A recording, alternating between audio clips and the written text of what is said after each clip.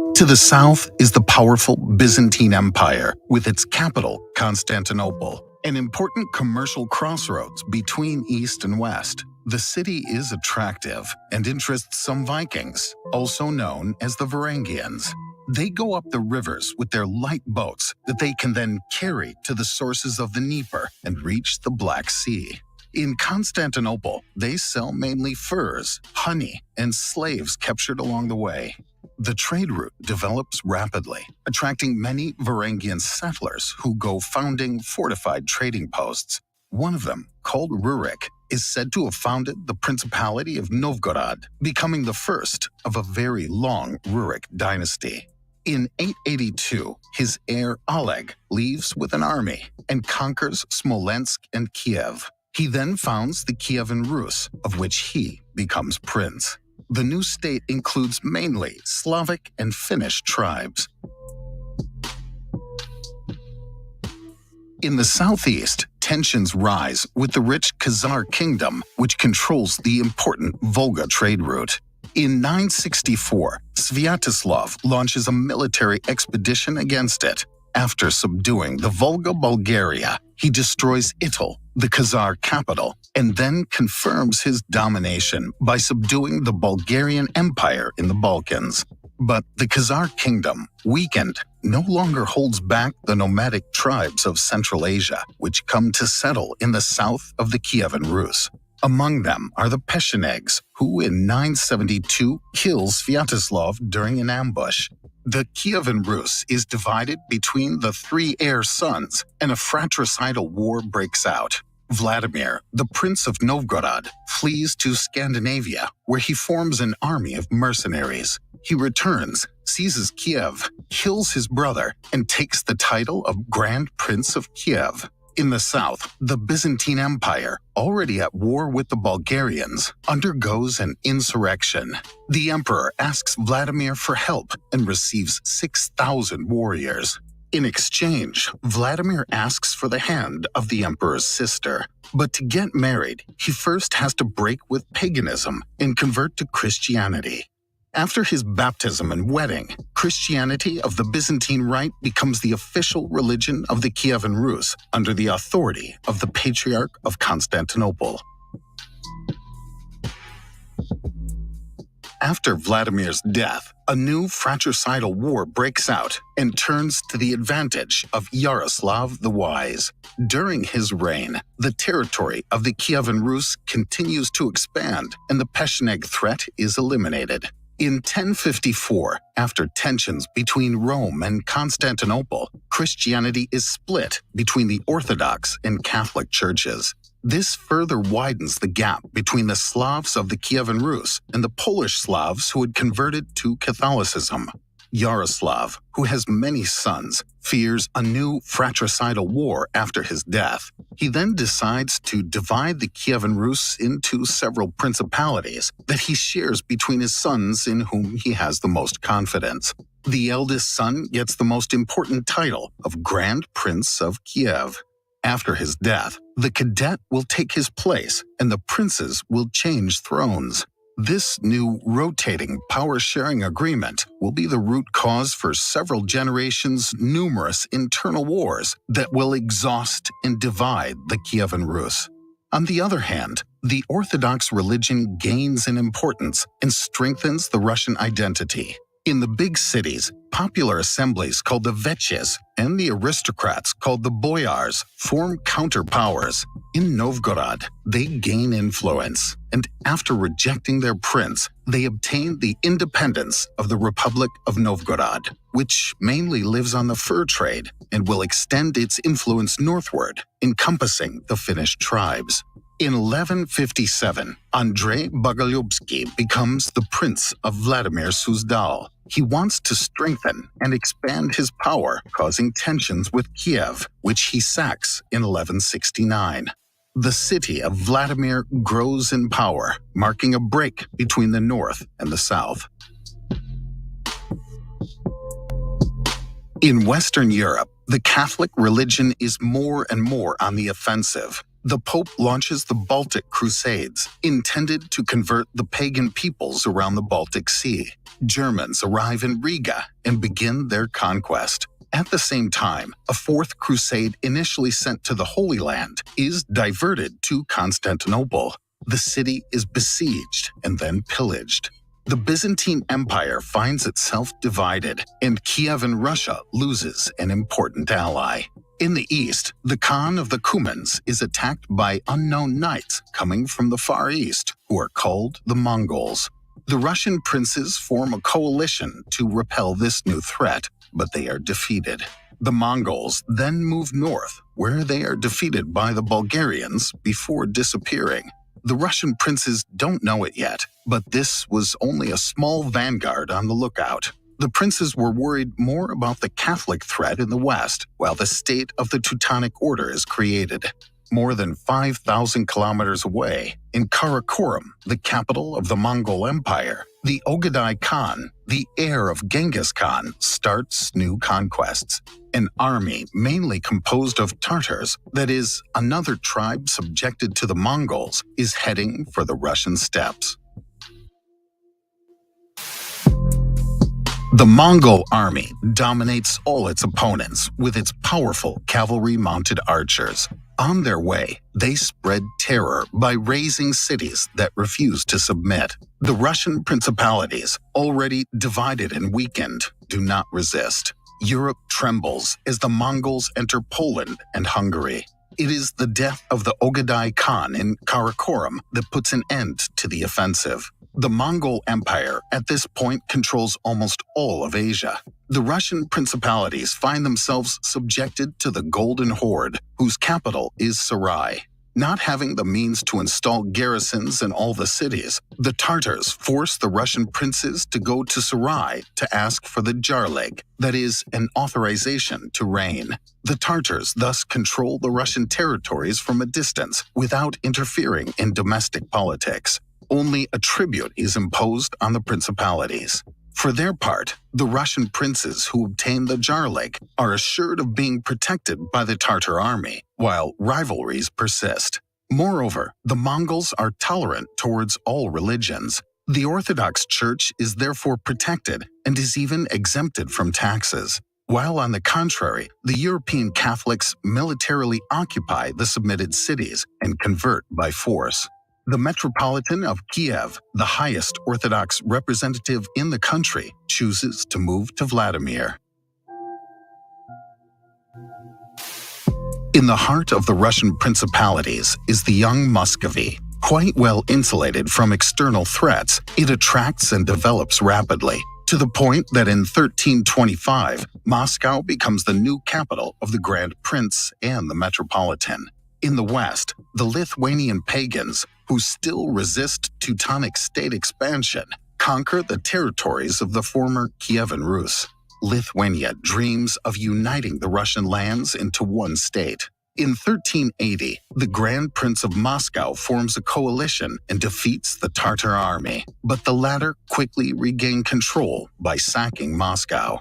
In 1386, the Lithuanian Grand Duke, in order to obtain the hand of the Polish Queen, converts to Catholicism, although the majority of his people are Orthodox. This brings the two countries closer. In the following years, Muscovy, which also dreams of uniting all Russian lands, expands and encompasses its neighbors one by one, while the power of its Grand Prince is strengthened.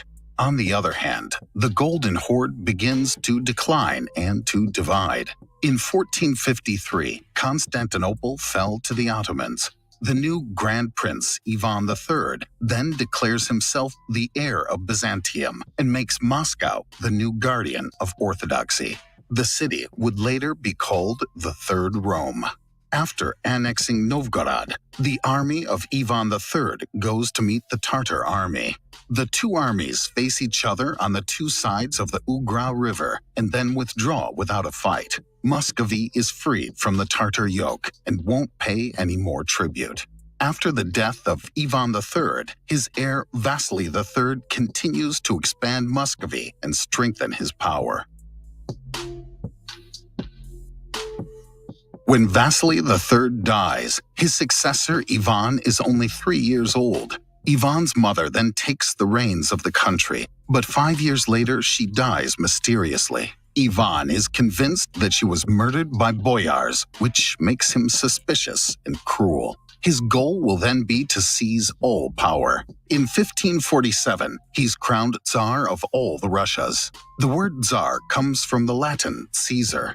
All the people are now in unconditional service of Ivan the Terrible. He resumes the conquests and seizes the Muslim Khanates of Kazan and Astrakhan. In the north, after the exploration of the White Sea by English sailors, the Tsar authorizes trade between the two countries. In the east, huge lands are given to the Stroganov family for salt mining and fur trading.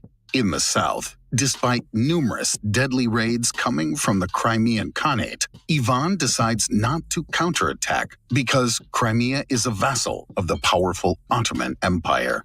Instead, Ivan turns to Livonia in order to gain better access to the Baltic Sea and the European market. After a victorious start, Poland, Lithuania, Sweden, and Denmark-Norway intervene and seize territories. In trouble and increasingly paranoid, Ivan the Terrible sets up a regime of terror, arresting and executing all those he suspects of being against him. He kills the Metropolitan, razes Novgorod, and his madness even leads him to kill his own heir son. After a peace treaty with the Polish-Lithuanian Commonwealth, Ivan the Terrible dies. He failed in Livonia, but he managed to establish an autocratic regime. His other son Fyodor receives the title of Tsar, but he is simple-minded and not suitable for this position. His brother-in-law, Boris Godunov, then assists him and indirectly seizes power. In the east, the Stroganov family finances expeditions led by Cossacks, that is to say, mercenary and warlike explorers in charge of colonizing new territories further east. With no great natural obstacles or resistance, they moved quickly and found outposts along the rivers. In 1591, the last son of Ivan the Terrible, Dmitry Ivanovich, mysteriously dies at the age of 8. Many accuse Boris Godunov of having organized the assassination in order to seize the title of Tsar. 7 years later, Fyodor I dies without descendants. The Rurik Dynasty extinguishes after 7 centuries of reign. Boris Godunov is elected Tsar, but he quickly finds himself in trouble from one of the worst famines in the history of the country. To try to increase food production, he reinforces the serfdom of the peasants by forbidding them to leave the lands of their lords. Boris becomes increasingly isolated and unpopular. Suddenly, a young monk named Grigory Atorpiev flees his monastery and goes to Kiev. There, he claims to be Dmitry Ivanovich, the youngest son of Ivan the Terrible, who was supposed to have died 12 years earlier. The impostor is received by the King of Poland, to whom he asks for help in seizing the Russian throne. But the latter, already at war with Protestant Sweden, does not want to put Russia at his back. The impostor promises him Russian lands and the conversion of the country to Catholicism. He then obtains enough money to form a small army, mainly composed of Cossacks. In Russia, he quickly gains the support of the people. In Moscow, Boris Godunov dies suddenly. The false Dmitry enters the city and becomes Tsar. But soon the boyars accuse him of being too Western-oriented. He is then assassinated, and his ashes are shot from a cannon in the direction of Poland. A new Tsar is placed on the throne, but rebellion breaks out everywhere against him, while a dozen new impostors of all kinds appear. A second false Dmitry makes the village of Tushino at the gates of Moscow his capital. Unable to neutralize him, Moscow makes an alliance with Sweden, which causes Poland to enter the war. The latter dominates, and the Polish prince obtains the title of Tsar, being supported by the boyars who want to regain a balance. Sweden then turns against Russia, while the whole country rises against the new Tsar. In difficulty, the Poles completely burn Moscow down, and after a siege, are driven out of the city. Delegates of the Russian cities then meet to elect a new Tsar. Mikhail Romanov, from an old boyar family, is chosen. He is the first of a new, very long dynasty, but he inherits a ruined and devastated country. Everything will have to be rebuilt while the Polish and Swedish armies are still present.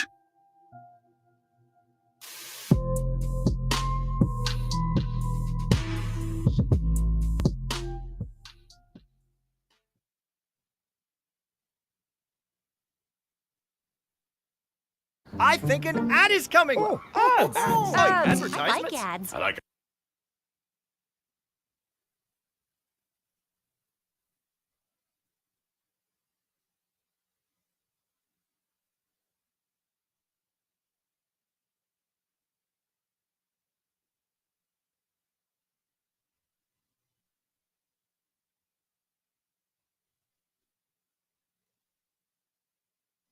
Territories and building new outposts. They subjugate the local tribes and force them to Moscow, and Polish-Lithuanian Commonwealth also intervene and each support their candidate to the throne. After a victory, the Polish prince enters Moscow and becomes the new Tsar. But soon revolt breaks out and he's driven out. Representatives from all over the country gather to elect a new Tsar. They choose to place on the throne Mikhail Romanov, a young man from among the older aristocratic families called the Boyars. He's the first of a new, very long dynasty. But he inherits a devastated country, ruined by years of wars and instability. Groups of looters plunder the countryside, while Polish and Swedish armies still occupy Russian territories. In order to restore the state, Michael I sets two objectives: to ensure peace and to stabilize the state's finances. At first, the Tsar, without an army capable of fighting, negotiates and obtains a truce with Sweden and then Poland. He's forced to give up many territories, losing access to the Baltic Sea. On the other hand, in the distant lands to the east, Cossack explorers progress without much resistance, seizing territories and building new outposts. They subjugate the local tribes and force them to pay a fur tax. In 1639, explorer Ivan Moskvitin reaches the coast of the Pacific Ocean. Further south, explorations around the Amur River lead to the first contacts with China. In 1648, Semyon Dezhnev becomes the first Russian to cross what would later be called the Bering Strait. Throughout the country, the numerous taxes intended to fill state coffers provoke revolts. In response, Tsar Alexis reestablishes order, notably by reinforcing the serfdom of the peasants, who represent the largest source of income for the state. The peasants are no longer allowed to leave their lords, who are given all rights over them, with the lords also now responsible for collecting taxes on behalf of the state. In the West, the Polish-Lithuanian Commonwealth is the result of the union in 1569 of Poland and Lithuania, which had conquered a large part of the territories of the former Kievan Rus during the Mongol domination. These lands, mostly Orthodox, are a space of relative freedom for the peasants and Cossacks who live there. But the local Polish nobility wants to convert them to Catholicism and make them serfs. An armed revolt breaks out, attacking the Polish as well as the Jews, who are massacred because they were in charge of collecting taxes. In Moscow, Patriarch Nikon, the highest representative of the Orthodox Church in the country, wants to reform the church and return to the original Byzantine texts. But many Orthodox refuse to abandon the Russian tradition and distance themselves from the church, causing a schism. The old believers will gradually be suppressed. In the Polish-Lithuanian Commonwealth, Russia offers protection to the Cossack revolt, which provokes a war. 13 years later, Russia wins and takes over a large territory that it calls Little Russia. The rights of the Cossacks there will be progressively suppressed. On the shores of the Caspian Sea, a Cossack revolt breaks out, bringing together peasants on the run, old believers, and minorities. They go up the Volga, attacking nobles and administrative authorities and gaining the support of the population. Finally, in Simbirsk, the poorly equipped rebel army is defeated. In the Far East, tensions rise with China for control of the Amur River basin. To avoid a war, Russia abandons its ambitions in the region. But the new Tsar, Peter I, is much more interested in the West. He organizes an embassy of 200 people that he joins incognito in order to discover and learn more about the European powers, especially the Dutch Republic, which is a great maritime power. The Tsar spends several months there working in the shipyards. On his return, he wants to equip his country with a modern military fleet. But to do so, he has to gain access to the Baltic Sea and thus defeat the powerful Sweden, which is blocking him. I think an ad is coming. Ads. Advertisements. I like ads. I like ads. Meerkat?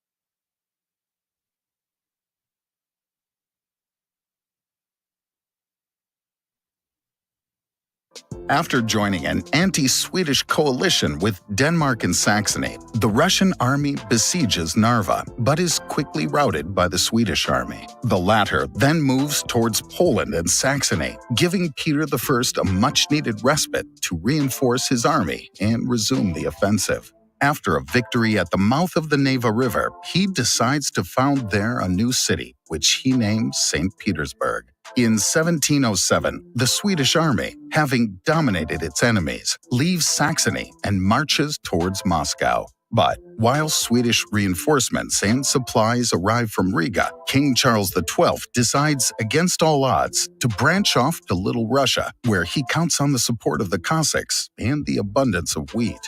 Peter I takes advantage of this to intercept the reinforcing army. In the south, after a harsh winter, the Swedish army is finally defeated.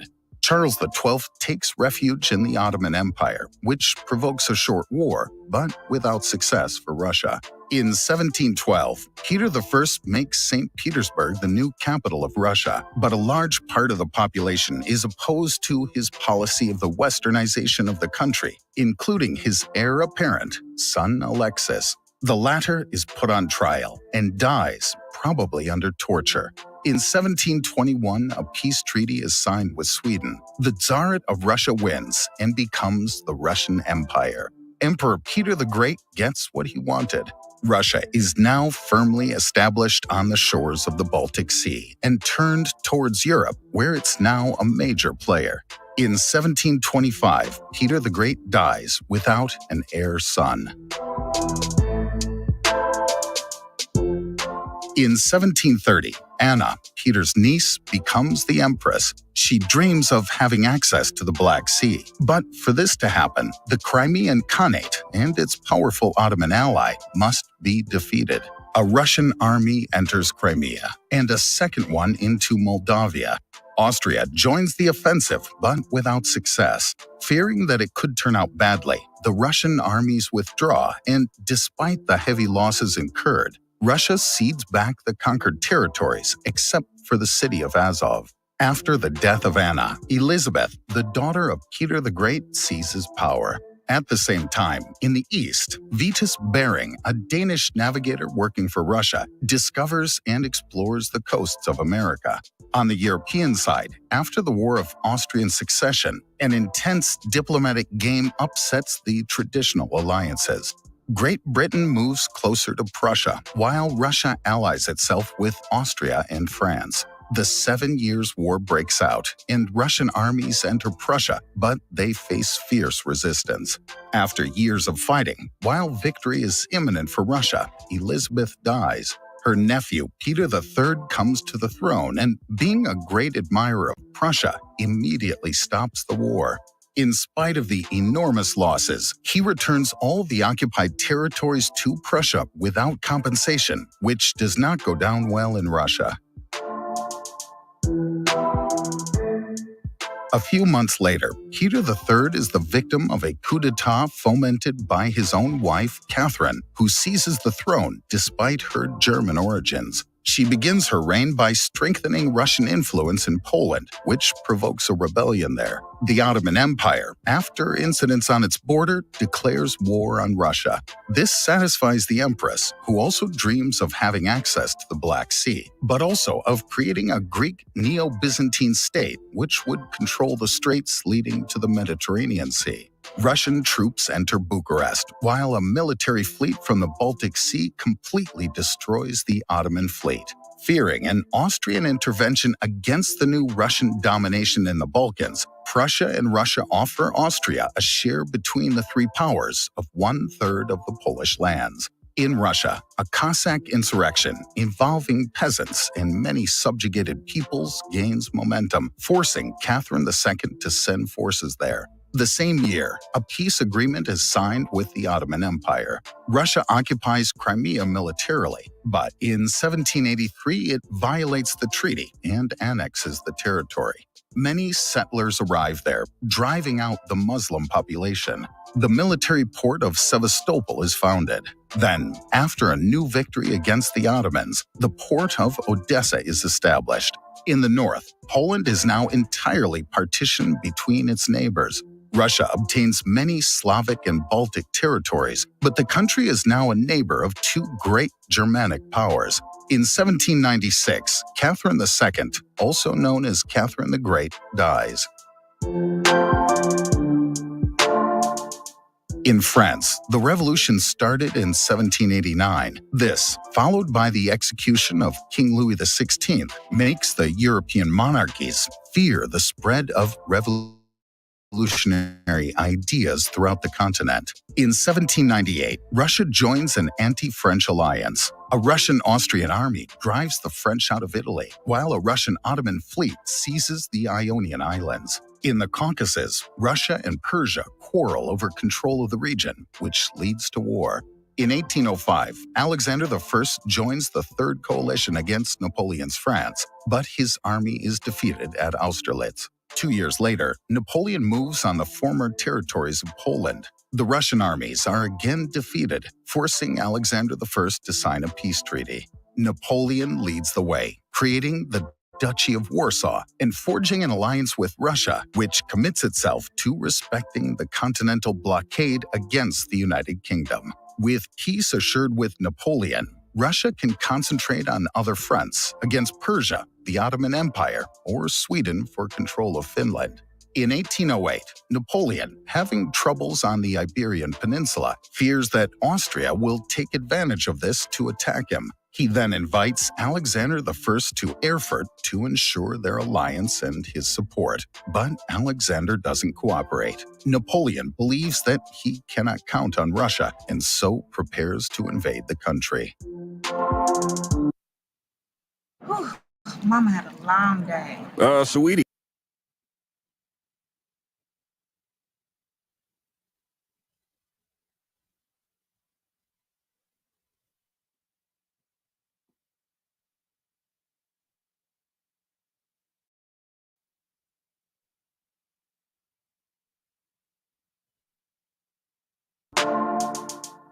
In June 1812, Napoleon and his armies enter Russia, hoping for a quick victory. But the Russian armies avoid confrontation and retreat, forcing the French to go far inland. At the gates of Moscow, a bloody battle finally takes place, after which the Russians withdraw, leaving Moscow to the French. But the city is deserted and burned. Napoleon desperately tries to get a peace treaty signed, but Alexander doesn't follow through.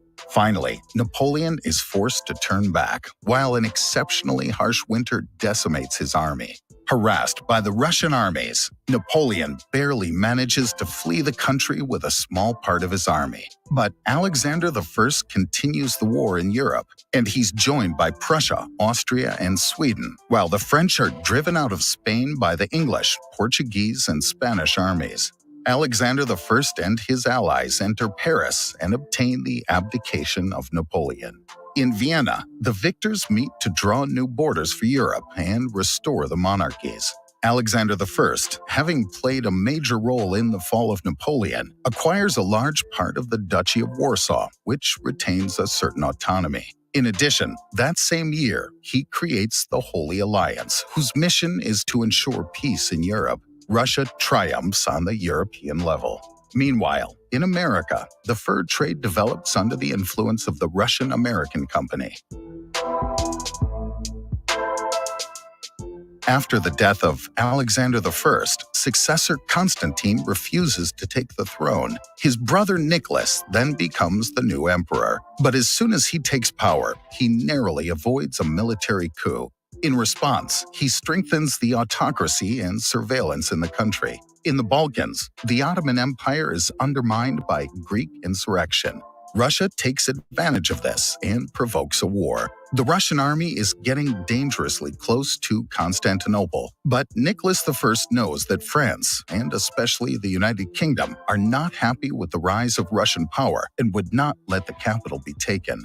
After the signing of a peace treaty, Russia consolidates its presence on the Black Sea. In 1830, several revolutions break out in Europe, including in Poland, where the Russian army intervenes violently, provoking discontent in the continent. The emperor then strengthens his alliances with Prussia and Austria and obtains a defensive alliance with the Ottoman Empire. With his western borders secured, Nicholas I is able to concentrate on the Caucasus Mountains, where many, mainly Muslim peoples fiercely resist the Russian invader.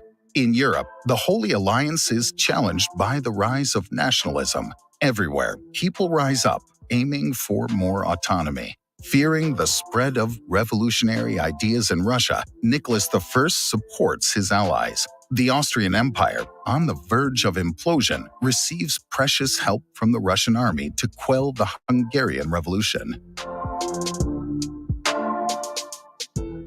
After new tensions, a war breaks out against the Ottoman Empire. The Russian armies win on land and on sea, but this time, France and the United Kingdom intervene and declare war on Russia. For their part, Prussia and Austria, despite their alliances, remain neutral. The Russian troops withdraw from the Balkans. In the Black Sea, the Franco-British fleets dominate with their recent steamships. After a military landing, the better-equipped coalition armies beat the Russians. After the death of Nicholas I and the peace signed by Alexander II, Russia realizes that it's far behind in development in the military, economic, industrial, and agricultural spheres. The new emperor decides to reform and modernize the whole country. He first accelerates the development of railroads to facilitate access to remote regions and their resources. In the Far East, taking advantage of China's decline, Russia pushes back the border to the Amur River. Alexander II then frees peasants from serfdom, but they are now linked to their communities and must go into debt to buy back the land they cultivate. The emperor also reforms the army, the educational system, governmental administration, and the justice system. In Central Asia, Russian conquests are bringing the country closer to the rival British Empire. Fearing a new war against the latter, the emperor decides to sell Alaska to the United States, considering the region too difficult to defend. In the Balkans, insurrections undermine the Ottoman Empire. Russia takes advantage of this and, after a new war, imposes the independence of new states. But the European powers refuse Russian supremacy in the region and meet in Berlin to review the treaty. In Russia, the population sees this as a German betrayal. In addition, the situation is complicated for Alexander II. His numerous reforms are causing discontent. The peasants don't have total freedom, and the nobles have lost their privileges. The development of industry gives rise to a working-class community whose working conditions are very difficult. Finally, the Russification of the empire is done at the expense of the many minorities that represent a third of the population. Revolutionary movements rise up, some become radicalized, and Alexander II becomes the target of attacks. After several failed attempts, the emperor is assassinated in 1881. Jews are accused of being involved in the attack, which provokes a wave of pogroms throughout the country and pushes millions of Jews to flee to Europe and the United States. The new emperor, Alexander III, wants to revise his father's reforms and restore a strong autocracy. In Europe, after the signing of an alliance between Germany, Austria-Hungary, and Italy, Russia becomes increasingly isolated. The country then approaches France, also isolated since its defeat against Germany in 1871. The two countries sign an alliance. In Russia, the construction of a Trans-Siberian Railway opens the way to the Far East. In 1895, expansionist Japan defeats China. The new Emperor Nicholas II takes advantage of China's weakness to obtain authorization to build a railroad that crosses Manchuria. But in China, a revolt undermines the Qing dynasty, and an international alliance intervenes to quell the revolt. The Russian army then occupies Manchuria, which provokes the discontent of Japan, which has its eye on this territory. In 1904, war breaks out and turns to the advantage of the Japanese, who dominate the Russian armies. The Baltic military fleet, after several months of navigation, is defeated by the Japanese fleet. The Russian defeat provokes a revolution. Workers organize strikes, peasants attack the property of nobles, and minorities demand more autonomy. Finally, a railway workers' strike paralyzes the country. With his back to the wall, Emperor Nicholas II is forced to accept the establishment of a state Duma, that is, a legislative assembly, which weakens the autocracy. After bloodily crushing the last revolutionary pockets, the country's economy is revived. The production of iron, coal, and oil increases, which boosts industrial development. The standard of living rises, and the country modernizes. Moreover, a rapprochement takes place with the United Kingdom in order to delimit the zones of influence in Central Asia. France, the United Kingdom, and Russia form the Triple Entente, which opposes the Triple Alliance of Germany, Austria-Hungary, and Italy. A total war seems inevitable. The powers are preparing for it. In the Balkans, the heir of Austria is assassinated by a Bosnian Serb nationalist. In retaliation, Austria-Hungary, supported by Germany, declares war on Serbia. Russia, which wants to protect the Slavs in the Balkans, decrees general mobilization, and in a few days, all of Europe enters into war. St. Petersburg, whose name has a strong German sound, is renamed Petrograd. In London, the members of the Triple Entente agree not to sign a separate peace. The Russian armies are pushed back from East Prussia, but manage to move into Galicia. The Ottoman Empire joins the Triple Alliance and closes the straits, isolating Russia completely. In 1915, while the Western Front is frozen in trenches, Germany turns to Russia, where it seizes many territories. But here too, the front is frozen. Millions of refugees wander the country, while the war effort concentrates 80% of Russia's industry to the detriment of civilian needs. Inflation and rationing put the population to the sword as the war drags on. The emperor and his wife become increasingly unpopular, especially as they're under the influence of the mysterious Rasputin, who's considered a charlatan. In Petrograd, strikes turn into uncontrollable armed revolts. Emperor Nicholas II is finally forced to abdicate, which marks the end of the Romanov dynasty. A provisional government managed by the State Duma takes over. It tries to ease tensions, but chooses not to sign a separate peace with Germany. The war continues. The discontent within the population, too. A few months later, during a second revolution, the Bolsheviks, with Lenin at their head, seize power and directly sign a ceasefire with Germany.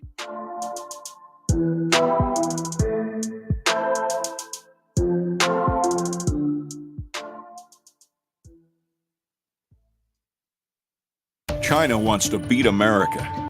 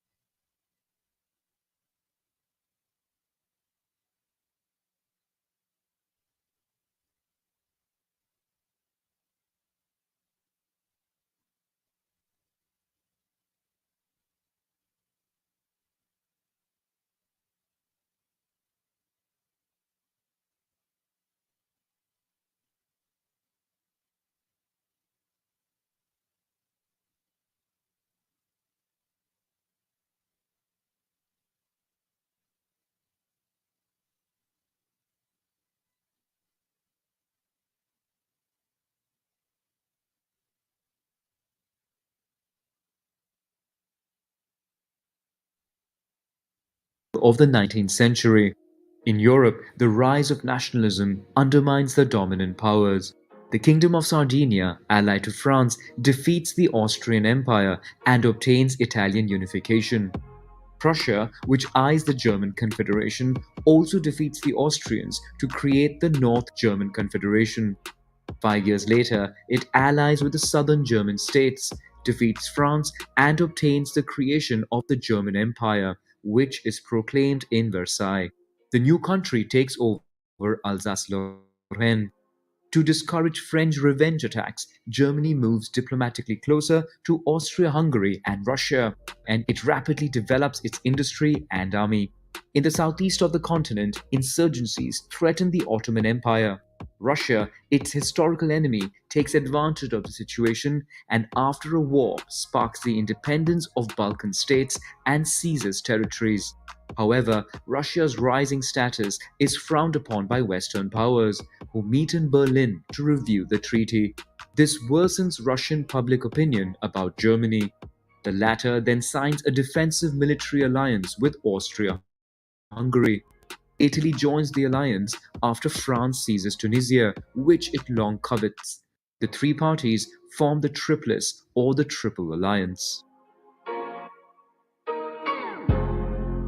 Germany, now a major power, embarks upon a colonial policy.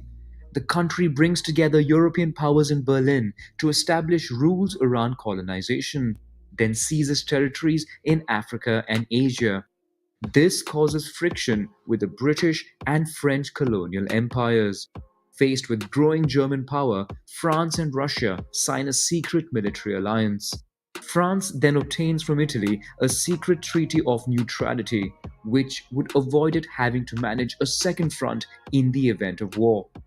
The United Kingdom also feels threatened by Germany's rise, especially by its military fleet, which can compete with its own Royal Navy.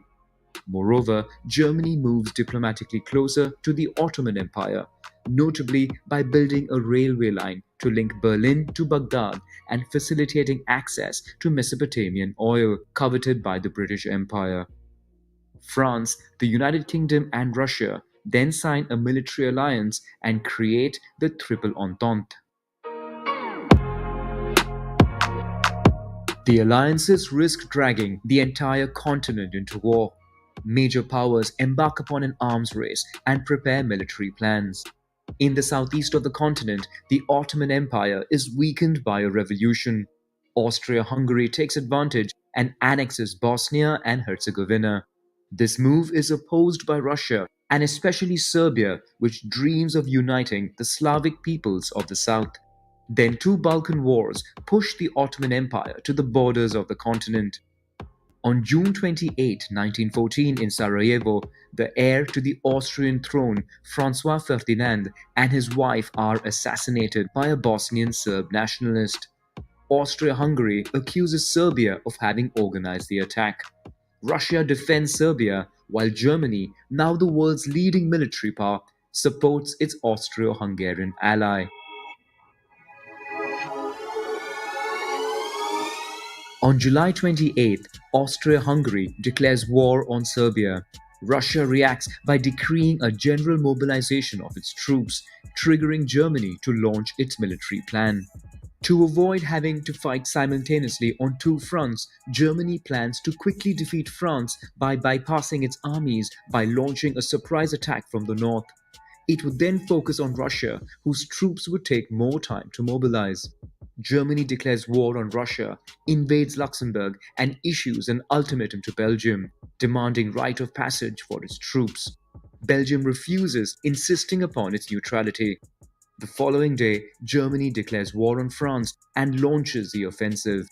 The United Kingdom, which guarantees Belgian neutrality, in turn declares war on Germany and sends its troops to France.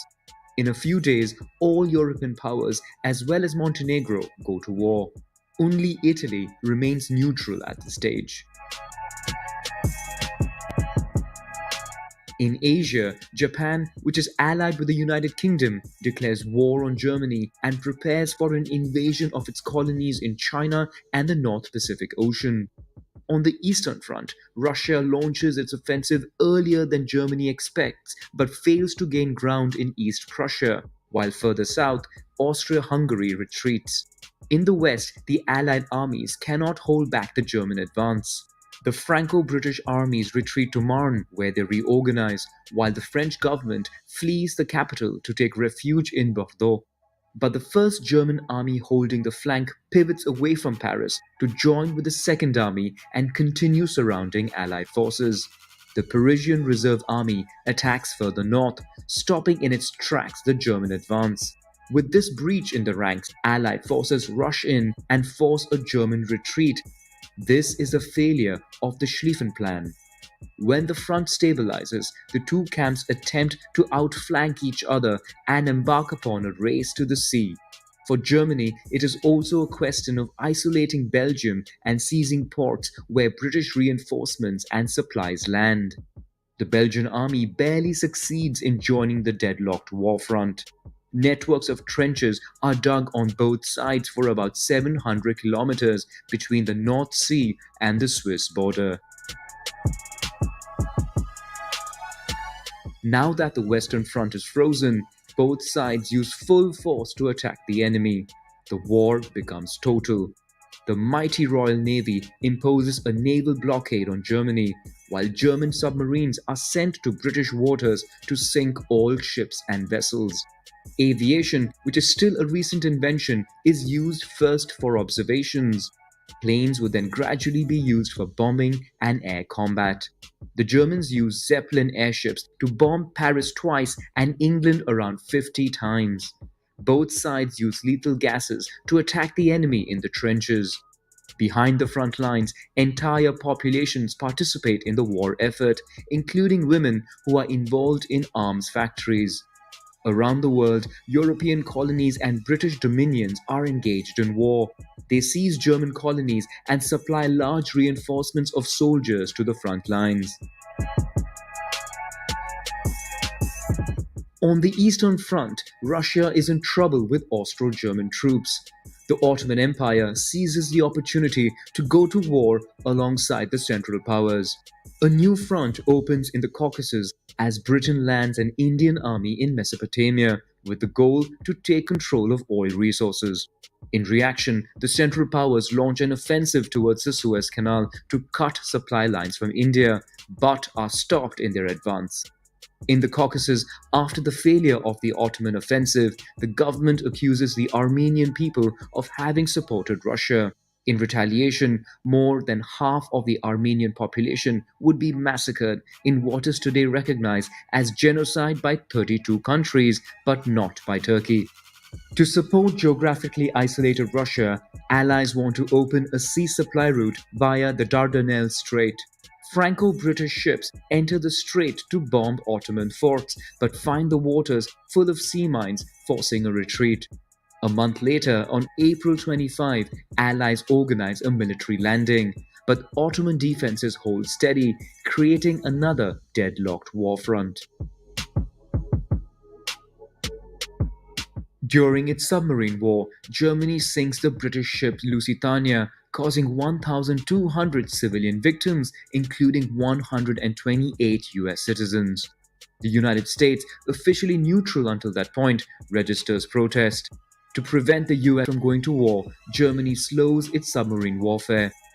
Italy, after negotiating with the Triple Entente to annex new territories, declares war on Austria-Hungary and launches an offensive around the Isonzo River. On the Eastern Front, Russia completes its retreat and stabilizes the battlefront. Bulgaria, which wishes to recover Balkan territories, joins the Central Powers. Together with Austro-German forces, they invade Serbia. In reaction, the Allies violate the neutrality of Greece by using Salonika to land reinforcements coming from fronts such as the Dardanelles, where Ottoman victory is complete. But it is too late for the overwhelmed Serbian army that flees via Albania. Troops are landed on the island of Corfu, from where they will be gradually brought back to the Macedonian front. On the Western Front, Germany launches a massive offensive in Verdun. The German artillery pounds French trenches, which resists as best they can. In the south of the continent, Portugal, allied with the United Kingdom, confiscates German ships in its ports.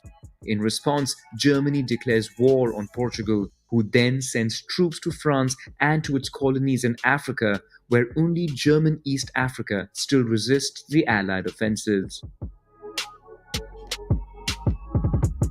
In Mesopotamia, the United Kingdom, after losing its besieged army in Kut, seeks support in the region.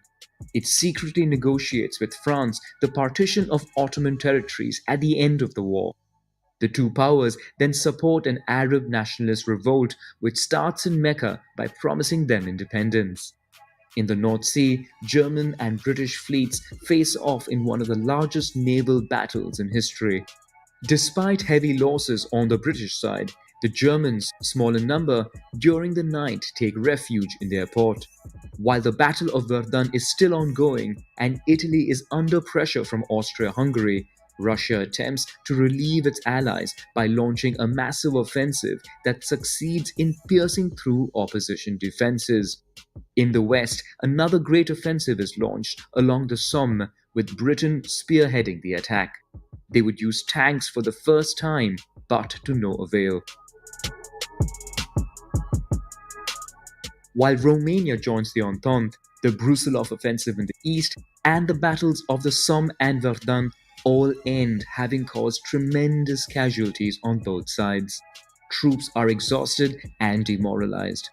In Germany, the war effort and the Allied trade embargo prevent the country from getting enough food, causing widespread famine.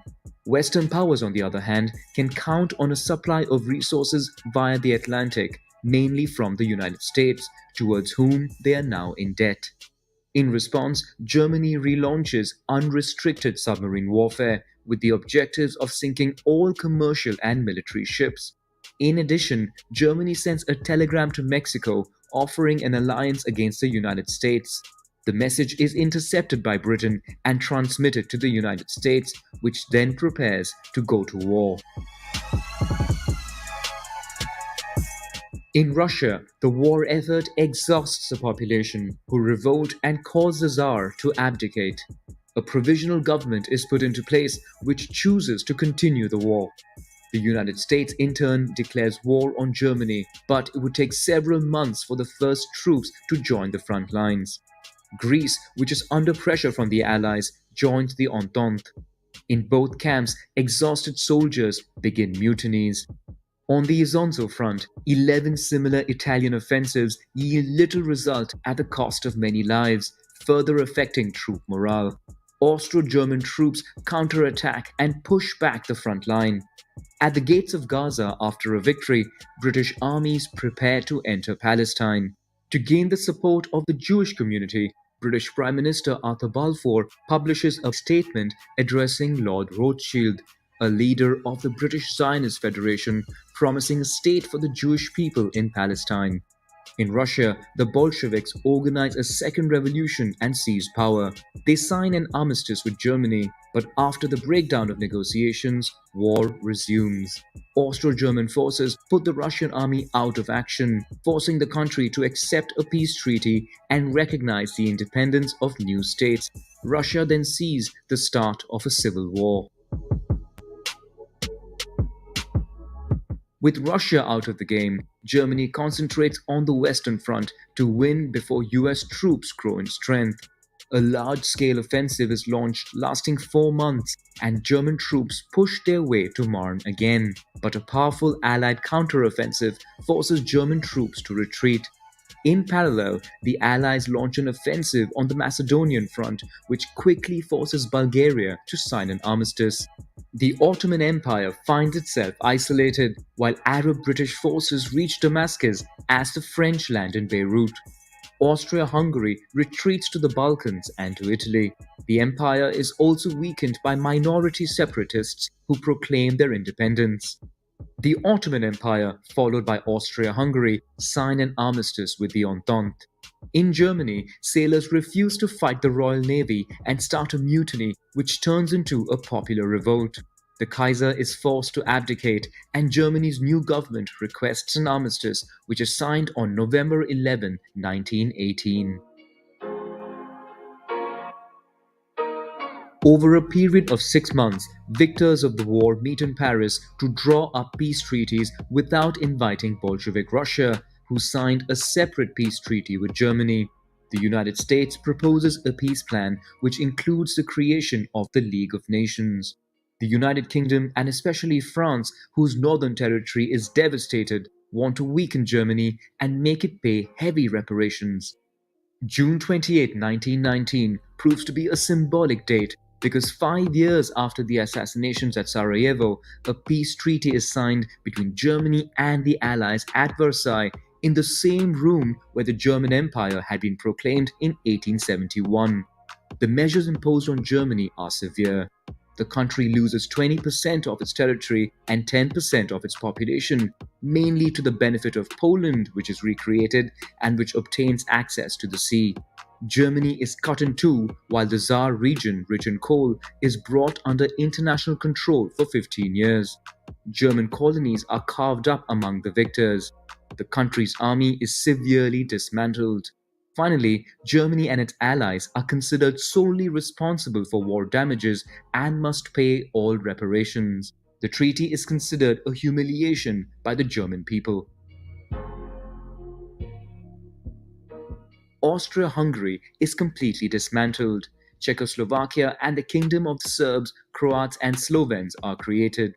Italy feels aggrieved as it does not obtain all the territories it was promised. Austria, which is entirely German-speaking, is denied the right to be attached to Germany.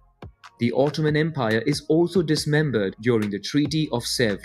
The UK struggles to keep its word, having promised land to the French, the Zionist Jews, and independence to the Arabs. The Turks refuse the treaty and take up arms again.